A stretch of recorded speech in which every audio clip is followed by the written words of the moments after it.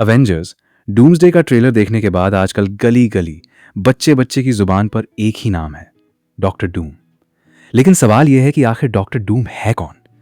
हमने इसे पुराने जमाने की फैंटास्टिक फोर मूवीज में देखा है, फिर एक और फैंटास्टिक फोर मूवी में भी देखा था जिसे शायद कोई याद नहीं रखना चाहता। लेकिन हैरानी की बात यह है कि अभी तक मूवीज में डॉक्टर डूम का वो एक्यूरेट पोर्ट्रेयल देखने को नहीं मिला जैसा उसे कॉमिक्स में दिखाया जाता है, क्योंकि ये सिर्फ एक नॉर्मल इंसान नहीं है, ये इतना पावरफुल है कि अपनी खुद की दुनिया बना सकता है, थोर के स्टॉर्म ब्रेकर को 2 उंगलियों से रोक सकता है।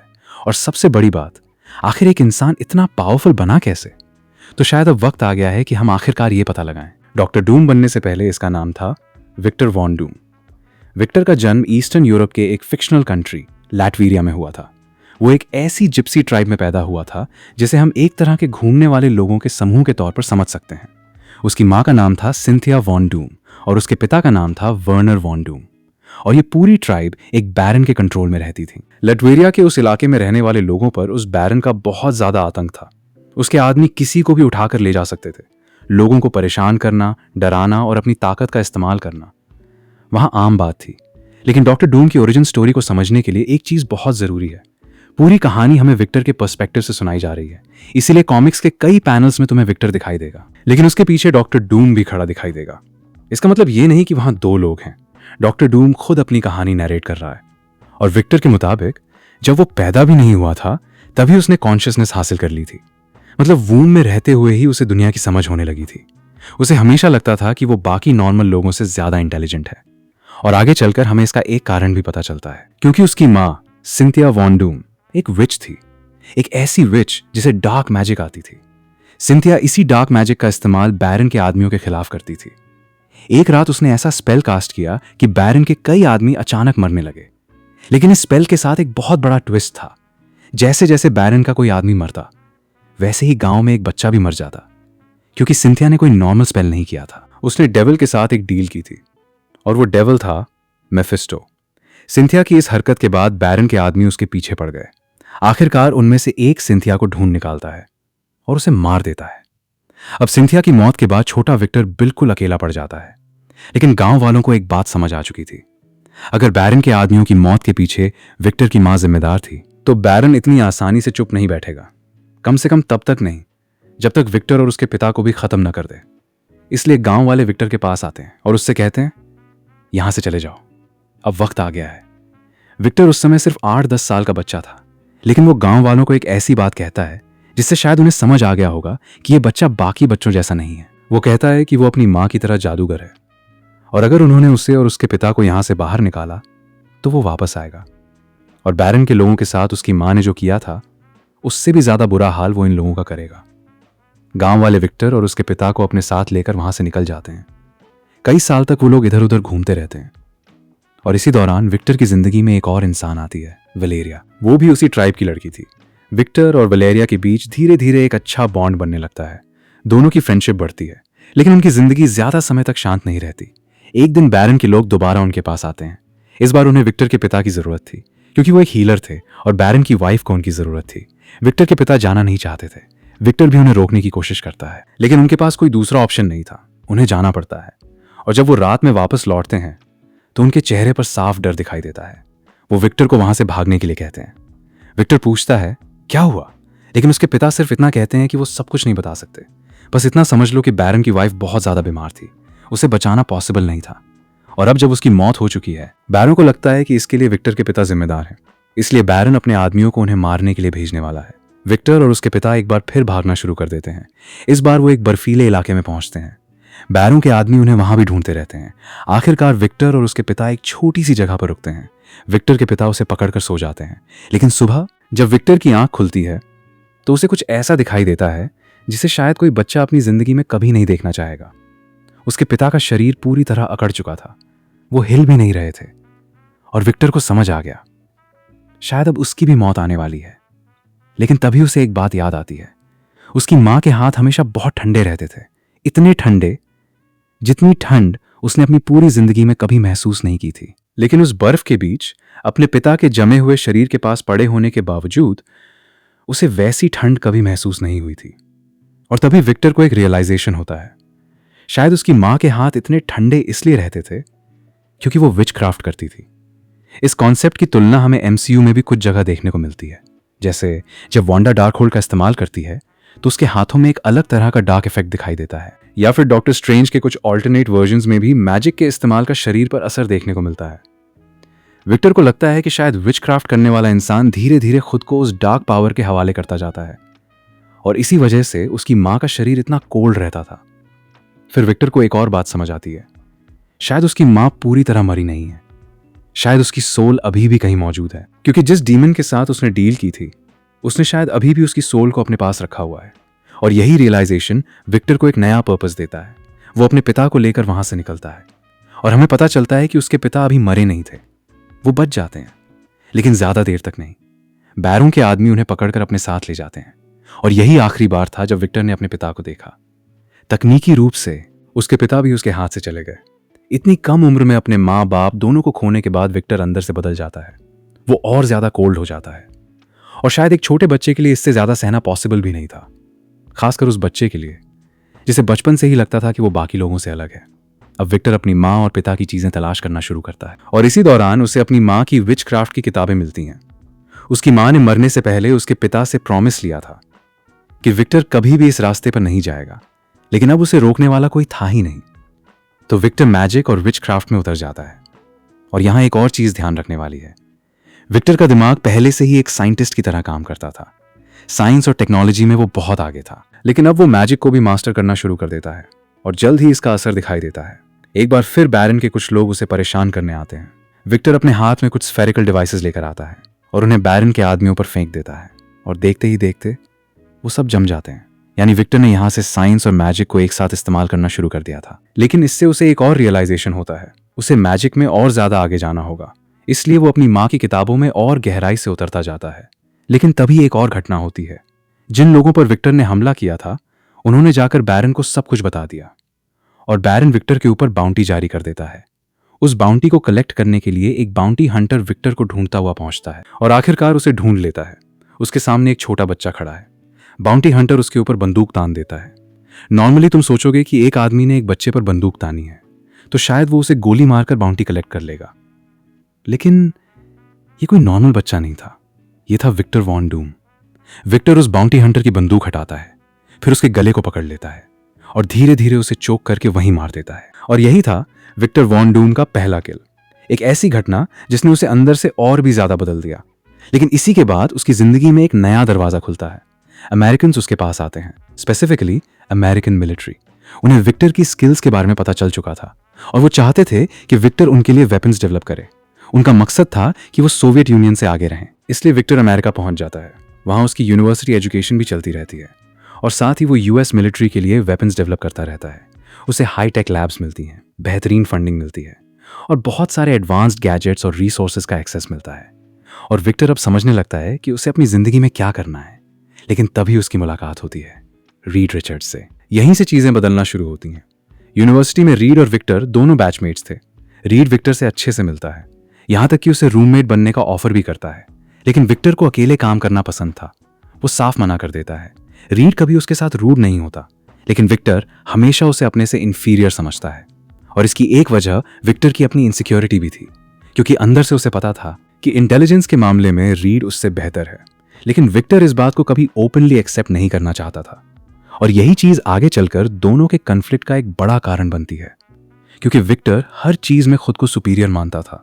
मैजिक में, टेक्नोलॉजी में, पावर में वो रीड से आगे था, लेकिन इंटेलिजेंस में रीड रिचर्ड्स उससे आगे था। विक्टर को इसका थोड़ा अंदाजा तब होता है जब वो अपनी क्लास में प्रोफेसर की थ्योरी को चैलेंज करता है। विक्टर का मानना था कि इंसान टाइम को एक लाइनियर फैशन में देखता है, जैसे एक बहती हुई नदी। लेकिन विक्टर के हिसाब से टाइम एक कांस्टेंट है, एक अलग डायमेंशन।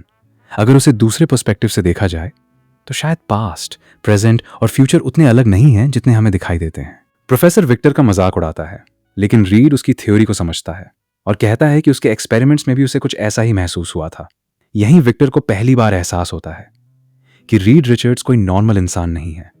और यहीं से टाइम ट्रैवल और इन कॉन्सेप्ट्स को लेकर विक्टर की अंडरस्टैंडिंग और ज्यादा आगे बढ़ती है, जो आगे चलकर एवेंजर्स डूम्सडे की कहानी के लिए भी बेहद इंपॉर्टेंट हो सकती है, क्योंकि वहां भी टाइम ट्रैवल, मल्टीवर्स और अलग अलग रियलिटीज, ये सब कॉन्सेप्ट्स बेहद इंपॉर्टेंट हैं, लेकिन उस समय यूनिवर्सिटी में बाकी सबकी अपनी अपनी जिंदगी चल रही थी।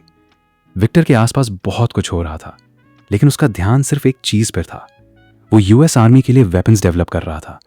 उसने एक रोबोट भी बनाया था जिसे देखकर मिलिट्री काफी इंप्रेस थी, लेकिन वो अभी परफेक्ट नहीं था। विक्टर को उसमें और मॉडिफिकेशंस करने थे। हालांकि ये उसका असली गोल नहीं था। विक्टर असल में जिस चीज पर काम कर रहा था वो थी एक चेयर, एक ऐसी चेयर जिसकी मदद से वो अपनी मां को बचा सकता था, क्योंकि विक्टर को यकीन था कि उसकी मां की सोल अभी भी मेफिस्टो के पास ट्रैप्ड है, और वो तब से इसी कोशिश में लगा था कि किसी तरह अपनी मां की सोल को वापस ला सके। लेकिन क्योंकि मशीन अभी पूरी तरह तैयार नहीं थी, विक्टर धीरे धीरे यूनिवर्सिटी लाइफ में सेटल होने लगता है। यहीं हमें पता चलता है कि बेन ग्रिम भी उसी जगह पढ़ाई कर रहा था। हालांकि बेन का पर्सनैलिटी विक्टर से बिल्कुल अलग था। वो ज्यादा पार्टी लविंग था, और इसी दौरान विक्टर की जिंदगी में एक लड़की भी आती है। दोनों एक दूसरे को पसंद करने लगते हैं, लेकिन जैसे ही रिलेशनशिप थोड़ा आगे बढ़ता है, विक्टर फिर अपने ऑब्सेशन में वापस चला जाता है। उसे समझ आने लगता है कि ये सारे डिस्ट्रैक्शंस उसके लिए नहीं है, और वो खुद को पूरी तरह अपने काम के लिए डेडिकेट कर देता है। रोबोट्स के अलावा वो यूएस आर्मी के लिए एक और डिवाइस बनाता है, एक ऐसा डिवाइस जो टाइम ट्रैवल कर सकता है। एक दिन आर्मी का जनरल उससे पूछता है, तुमने आखिर बनाया क्या है? विक्टर बताता है कि वो मंकीज को टाइम में आगे पीछे भेजने की कोशिश कर रहा है। एक केज में कई मंकीज होते हैं। जनरल उससे पूछता है, क्या तुमने अभी तक कुछ सक्सेसफुली किया है? विक्टर कहता है, हाँ। जनरल केज की तरफ देखता है, वहां कई मंकीज दिखाई दे रहे होते हैं। वो पूछता है, लेकिन कौन सा मंकी? विक्टर उसकी तरफ देखता है और कहता है, ये एक ही मंकी है। उसने उसी मंकी को बार बार टाइम में आगे और पीछे भेजकर वहां तक पहुंचाया था। और फिर विक्टर अपने रोबोट्स दिखाता है।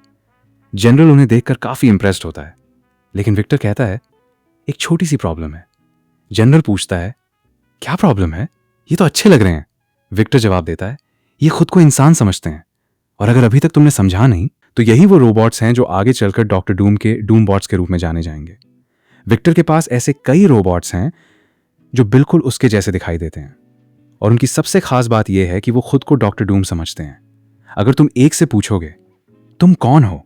वो कहेगा, मैं डॉक्टर डूम हूं। दूसरे से पूछोगे, वो भी यही कहेगा। और ये सिर्फ प्रोग्रामिंग नहीं है, ये उनकी इंटेलिजेंस का हिस्सा है। लेकिन इसी दौरान रीड विक्टर के कमरे में पहुंच जाता है। उसे विक्टर की चेयर के बारे में पता चल चुका था, और रीड जब उसके कैलकुलेशंस देखता है तो उसे एक प्रॉब्लम दिखाई देती है। वो विक्टर को बताता है कि उसकी कैलकुलेशंस सही नहीं है। अगर विक्टर इस मशीन को इस्तेमाल करता है तो इसका रिजल्ट कैटास्ट्रॉफिक हो सकता है। लेकिन विक्टर का ईगो, वो शायद उस समय उस पूरे कमरे में सबसे बड़ा था। वो रीड को वहां से निकाल देता है। लेकिन अगर रीड ने उसे अपने नोट्स नहीं दिए होते तो शायद विक्टर उस चेयर को कभी इस्तेमाल ही नहीं करता। विडंबना यह है कि रीड के कहने की वजह से विक्टर के ईगो ने उसे और ज्यादा पुश किया। अब वो सिर्फ एक वजह से चेयर इस्तेमाल करना चाहता था, रीड को गलत साबित करने के लिए। विक्टर हेलमेट अपने सिर पर लगाता है, मशीन एक्टिवेट होती है, और अगले ही पल विक्टर एक दूसरी दुनिया में पहुंच जाता है। वो गिरता जा रहा है, बस गिरता जा रहा है। एक साथ इतनी सारी चीजें उसके सामने हो रही हैं कि एक नॉर्मल इंसान के दिमाग के लिए उन्हें प्रोसेस करना लगभग इम्पॉसिबल है। लेकिन फिर विक्टर की आंखें खुलती हैं, और वो खुद को एक ऐसी जगह पाता है जहां उसकी मां मौजूद है, जंजीरों में बंधी हुई। विक्टर उसे फ्री करने की कोशिश करता है, लेकिन उसे समझ नहीं आता कि वो ऐसा कैसे करे। फिर उसकी नजर ऊपर उठती है, और उन जंजीरों के पीछे, उस पूरे डायमेंशन के पीछे एक फिगर दिखाई देता है, एक डीमन, मेफिस्टो। जब मेफिस्टो विक्टर को देखता है तो वो सिंथिया से कहता है कि ये तुम्हारा बेटा है, और फिर उसे एहसास होता है कि विक्टर यहां तक पहुंच चुका है। वो कहता है कि अब वो विक्टर को कभी नहीं छोड़ेगा। लेकिन तभी विक्टर की मशीन एक्सप्लोड हो जाती है, और विक्टर उस डायमेंशन से वापस बाहर निकल आता है। लेकिन उस एक्सप्लोजन की वजह से उसका चेहरा बुरी तरह डैमेज हो जाता है। विक्टर हॉस्पिटल बेड पर पड़ा है, और यूएस आर्मी उसके इस पूरे एक्सपेरिमेंट से बिल्कुल खुश नहीं है। उसे वहीं प्रिजनर बना लिया जाता है। उसकी यूनिवर्सिटी डिग्री, उसका करियर, सब कुछ खत्म हो जाता है। लेकिन विक्टर को इसकी कोई चिंता नहीं थी, क्योंकि उसने उस दूसरी दुनिया में मेफिस्टो को देखा था, और उससे भी बड़ी बात, उसने डिफीट देखी थी। विक्टर वॉन डूम ने अपनी जिंदगी में कभी हार को स्वीकार नहीं किया था, और इस डिफीट ने उसके ईगो को अंदर तक तोड़ दिया था। एक्सप्लोजन में उसके चेहरे पर स्कार आया था, लेकिन असल में वो स्कार उतना बड़ा नहीं था। विक्टर की अपनी सोच, उसका ईगो, उसकी डिफीट, उसका पूरा पर्सनैलिटी उस छोटे स्कार को उसकी नजरों में बहुत बड़ा बना देता है। अब उसे लगता है कि वो अपना चेहरा दुनिया को दिखा ही नहीं सकता, इसलिए वो यूएस से भागने का प्लान बनाता है, और इसमें उसकी मदद करते हैं उसके डूमबॉट्स। वो पूरी लैब में आग लगा देते हैं, लोगों को मार देते हैं और विक्टर वहां से एस्केप कर जाता है। वो यूरोप के किसी हिस्से में पहुंच जाता है, लेकिन उसका एस्केप सिर्फ फिजिकल था, क्योंकि रात में जब वो सोता तो उसे वही जगह दिखाई देती, वही डार्कनेस, वही मेफिस्टो, वही उसकी माँ। हर रात विक्टर अपनी माँ को बचाने की कोशिश करता और हर बार फेल हो जाता। उस डिफीट की वजह से वो ठीक से सो भी नहीं पाता। उसके दिमाग में सिर्फ एक ही सवाल घूमता रहता, मेफिस्टो को कैसे हराया जाए और अपनी माँ की सोल को कैसे वापस लाया जाए। इसी दौरान उसके दरवाजे पर ऑटो नाम का एक होमलेस आदमी हमेशा बैठा रहता था। विक्टर उसे भगाने की कोशिश करता, लेकिन ऑटो काफी फ्रेंडली था। वो विक्टर से बात करना चाहता था, उसे ग्रीट करता था, और शायद विक्टर की जिंदगी में वही एक इंसान था जो बिना किसी डर या मतलब के उसके करीब आने की कोशिश कर रहा था। एक दिन विक्टर अपना दिमाग फ्रेश करने के लिए यूरोप की गलियों में घूम रहा होता है, और तभी उसे वलेरिया दिखाई देती है, वही वलेरिया जिससे वो बचपन में मिला था। किसी तरह वलेरिया ने विक्टर को ढूंढ निकाला था। विक्टर उससे पूछता है, तुम यहां तक कैसे पहुंची? और वलेरिया उसे बताती है कि विक्टर ने यूएस में जो कुछ किया था, उसके बाद जब वो वहां से भागा तो यूएस वालों ने बैरन से कहा कि विक्टर को ढूंढो, और बैरन तथा उसके लोगों ने विक्टर को ढूंढने के लिए उसकी पूरी ट्राइब को हंट करना शुरू कर दिया। कई लोगों को मार दिया गया, और इसी वजह से वलेरिया विक्टर को ढूंढती हुई यहां तक पहुंची थी। दोनों फिर से करीब आते हैं, उनका पुराना रोमांस वापस लौटता है, और कुछ समय के लिए विक्टर को लगता है शायद उसकी जिंदगी फिर से ठीक हो रही है। उसके नाइटमेयर्स भी थोड़े पीछे छूटने लगते हैं, लेकिन ये शांति ज्यादा देर नहीं टिकती। एक दिन जब विक्टर और वलेरिया बाहर जा रहे होते हैं तो ऑटो वलेरिया के कोट में एक फूल लगा देता है। दोनों उस पर ज्यादा ध्यान नहीं देते, लेकिन थोड़ी दूर जाने के बाद उन पर एक कार से अटैक होता है। कुछ लोग बाहर निकलते हैं और वलेरिया की कनपटी पर बंदूक रख देते हैं। विक्टर गुस्से में आ जाता है, लेकिन उसे समझ नहीं आता कि इन लोगों को रोके कैसे, क्योंकि ये यूएस वाले नहीं थे, ये थे केजीबी। उन्हें विक्टर के बारे में पता चल चुका था, और अब वो उसकी एबिलिटीज और स्किल्स का इस्तेमाल अपने फायदे के लिए करना चाहते थे। लेकिन इससे पहले कि वो कुछ कर पाते, वलेरिया के कोट पर लगा हुआ वही फूल रिएक्ट करता है। अचानक उसके चारों तरफ एक शील्ड बन जाती है, धुआं फैलता है, कुछ मैजिक जैसा होने लगता है, और जब सब कुछ साफ होता है तो विक्टर देखता है कि केजीबी के सारे एजेंट्स मारे जा चुके हैं। विक्टर और वलेरिया दोनों सुरक्षित हैं, और उनकी जान बचाने वाला कोई और नहीं, वही होमलेस आदमी था, ऑटो। विक्टर उसके पास जाता है, और तब ऑटो उसे बताता है कि वो कोई नॉर्मल इंसान नहीं है, वो एक टिबेटन मंक है, और उनके यहाँ एक प्रोफेसी है। एक दिन दूसरे देश से एक इंसान आएगा जो उनका मास्टर बनेगा, और उन्हें ऐसी चीजें सिखाएगा जिनके बारे में उन्होंने कभी सोचा भी नहीं होगा। ऑटो विक्टर की तरफ देखता है और कहता है, तुम्हें जाना होगा, वो मास्टर तुम हो। और यहीं विक्टर एक फैसला करता है, वो वलेरिया को छोड़ देता है। उससे कहता है कि उसकी जिंदगी में हैप्पीनेस नहीं है, वो हैप्पीनेस डिजर्व नहीं करता। और फिर विक्टर तिब्बत के लिए निकल जाता है। कई हफ्ते, कई महीने बर्फीले इलाकों में घूमने के बाद भी उसे वो मोनास्ट्री नहीं मिलती जिसे वो ढूंढ रहा था। और तभी उसका सामना होता है एक येटी से, एक असली येटी। और ये येटी विक्टर से काफी ज्यादा पावरफुल था। वो विक्टर को घायल कर देता है, लेकिन विक्टर के पास उसकी टेक्नोलॉजी थी। उसे अपना बनाया हुआ एक बॉम्ब मिलता है, वही स्फेरिकल डिवाइस। विक्टर उसे उठाता है और येटी के मुंह में डाल देता है, और फिर वो येटी को मार देता है। लेकिन कहानी यहीं खत्म नहीं होती। विक्टर उस येटी की स्किन अपने साथ ले जाता है और उसे पहन लेता है। यहीं से तुम्हें समझ आ जाना चाहिए विक्टर वॉन डूम कितना डेंजरस और रूथलेस बन चुका था। कुछ और दिनों की तलाश के बाद आखिरकार उसे वो मोनास्ट्री मिल जाती है। ये पूरा सीक्वेंस कुछ हद तक बैटमैन बिगिंस जैसा फील देता है। विक्टर वहां पहुंचकर पूरी तरह मैजिक, सॉर्सरी और विच क्राफ्ट में खुद को डुबो देता है।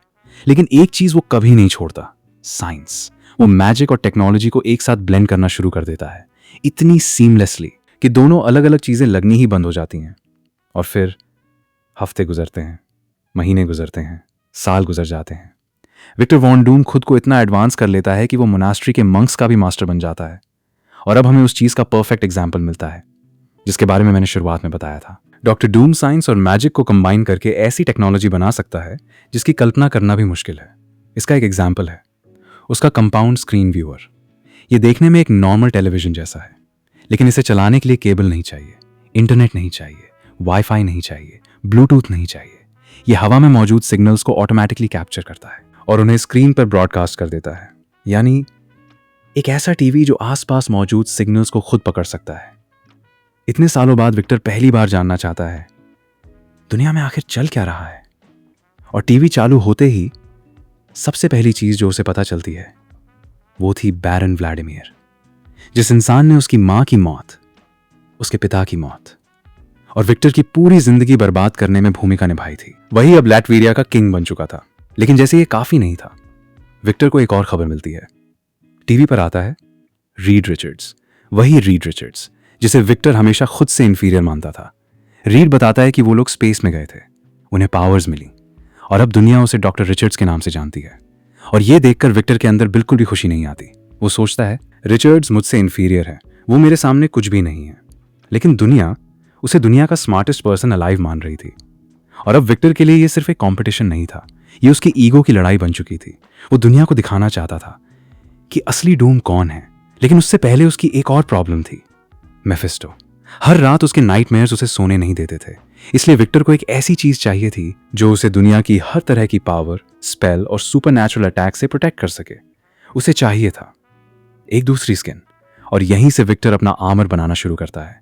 ये आर्मर टाइटेनियम अलॉय से बनाया जाता है। लेकिन बाकी डॉक्टर डूम टेक्नोलॉजी की तरह ये सिर्फ साइंस नहीं है, इसमें मैजिक भी है। और इसी कॉम्बिनेशन की वजह से उसका आर्मर मार्वल कॉमिक्स यूनिवर्स की सबसे पावरफुल चीजों में से एक बन जाता है। कहा जाता है कि डूम की मैजिकल पावर जितनी स्ट्रांग होगी, उसका आर्मर भी उतना ही पावरफुल होगा, चाहे सामने एडामेंटियम हो, वाइब्रेनियम हो या फिर ऊरू। डूम का आर्मर उसे हर तरह के थ्रेट के सामने खड़ा रहने की क्षमता देता है। और सबसे जरूरी, यही आर्मर उसे मेफिस्टो से भी प्रोटेक्शन देता है। वही मेफिस्टो जो रात दर रात उसके नाइटमेयर्स में आता था। और फिर आता है वो मोमेंट जब डूम का मास्क उसके चेहरे पर लगाया जाता है। मास्क गर्म किया जाता है। डूम से पूछा जाता है कि इतना गर्म है, क्या इसे ठंडा करें? लेकिन डूम कहता है नहीं, इसे लगा दो। और जैसे ही वो गर्म मेटल मास्क उसके चेहरे पर चिपकाया जाता है, उसका चेहरा और ज्यादा स्कार्ड हो जाता है। और यहीं विक्टर वॉन डूम पूरी तरह डॉक्टर डूम बन जाता है। डॉक्टर डूम बनने के बाद उसका पहला काम होता है लैटविरिया वापस जाना। वहां पहुंचकर उसे पता चलता है कि किंग व्लादिमीर से बहुत सारे लोग खुश नहीं हैं। विक्टर अपने पुराने लोगों को इकट्ठा करता है और एक अपराइजिंग शुरू कर देता है। इसी दौरान वलेरिया भी उसके पास आती है। वो विक्टर को देखकर हैरान रह जाती है। वो कहती है, विक्टर तुम्हें क्या हो गया? मैं तुम्हें पहचान भी नहीं पा रही। लेकिन विक्टर उससे बात करने के बजाय अपने आदमियों से कहता है, इसे पहले बाहर ले जाओ। और फिर विक्टर अपनी आर्मी और डूम बॉट्स के साथ किंग के कासल की तरफ बढ़ता है। व्लादिमीर पहले से ही इस अपराइजिंग से परेशान था। वो अपनी आर्मी विक्टर के सामने खड़ी कर देता है। लेकिन डूम उनके लिए बहुत पावरफुल था। उसकी आर्मी आगे बढ़ती है और जैसे ही किंग की आर्मी डूम की पावर देखती है, वो रास्ता छोड़ देती है। अब डूम खुद उड़ता हुआ सीधे कासल के अंदर पहुंचता है और आखिरकार उसका सामना व्लादिमीर से होता है। डूम उसे पकड़ता है और अपना फिनिशर लगा देता है। वो उसे चोक करके खत्म कर देता है और इसी के साथ विक्टर वॉन डूम बन जाता है। डॉक्टर डूम, लैटवेरिया का रूलर, उसका किंग। हालांकि टेक्निकली वो एक डिक्टेटर है, लेकिन लैटवेरिया के लोग उसके रूल के नीचे काफी प्रॉस्परस रहते हैं। वहां लोगों को कई चीजें फ्री मिलती हैं और इसलिए बहुत से लोग डूम के रूल से खुश भी हैं। लेकिन डॉक्टर डूम की असली प्रॉब्लम अभी खत्म नहीं हुई थी। उसकी मां की सोल अभी भी मेफिस्टो के पास थी। इसलिए अब डूम खुद मेफिस्टो के सामने जाता है, फेस टू फेस, और कहता है, ठीक है, अब देखते हैं। मेफिस्टो उसकी बात समझ जाता है। वो कहता है, ठीक है, तुम अपनी मां को वापस चाहते हो तो एक डील करते हैं। हर साल एक रात तुम मेरे साथ लड़ सकते हो और अगर तुम जीत गए तो तुम्हारी मां की सोल फ्री हो जाएगी। लेकिन अगर तुम हार गए तो हर बार तुम्हारे लोग तुमसे थोड़ा और नफरत करने लगेंगे। जितनी बार तुम हारोगे उतना ही तुम्हारा रूल खराब होता जाएगा। और अगर तुम डॉक्टर डूम को जानते हो तो शायद तुम्हें पहले से पता है कि उसका जवाब क्या होगा। वो कहता है, यस, अब सवाल सिर्फ इतना है, क्या डॉक्टर डूम कभी मेफिस्टो को हरा पाएगा? क्या वो अपनी मां की सोल को आजाद करा पाएगा? और हर साल होने वाली उस लड़ाई का आखिर नतीजा क्या होगा? शायद वो कहानी किसी और दिन के लिए है, जब हम डॉक्टर डूम के आगे के एडवेंचर्स की बात करेंगे। लेकिन अगर तुम इस पूरी कहानी को एमसीयू में आने वाले आरडीजे के डॉक्टर डूम से कंपेयर करो तो दोनों काफी अलग महसूस होते हैं, क्योंकि यहां डॉक्टर डूम बनने के पीछे मोटिवेशन बिल्कुल अलग है। यहां ज्यादा फोकस है जस्टिस पर, रिवेंज पर, लॉस पर। जबकि आरडीजे के डॉक्टर डूम के बारे में अब तक जो चीजें देखने को मिली हैं उनमें मोटिवेशन कुछ अलग दिखाई देता है। ऐसा लगता है कि उसने अपनी जिंदगी में कुछ ऐसा खोया है जिसकी कीमत वो पूरी दुनिया से वसूलना चाहता है। वो चाहता है कि जिन लोगों की वजह से उसे वो लॉस झेलना पड़ा वो भी उसी दर्द से गुजरें। लेकिन आगे ये कहानी किस तरह अनफोल्ड होगी ये हम आने वाले समय में देखेंगे। मैं काफी लंबे समय से डॉक्टर डूम पर ये वीडियो करने के बारे में सोच रहा था। काफी कुछ है जिसके बारे में बात की जा सकती है, लेकिन अगर हर चीज एक ही वीडियो में डाल दूं तो शायद ये वीडियो 6-8 घंटे की हो जाएगी। इसलिए बाकी चीज़ों पर धीरे धीरे आगे बात करेंगे। फिलहाल इतना ही। Thank you so much for watching. मैं मिलता हूं तुमसे अगली वीडियो में। बाय।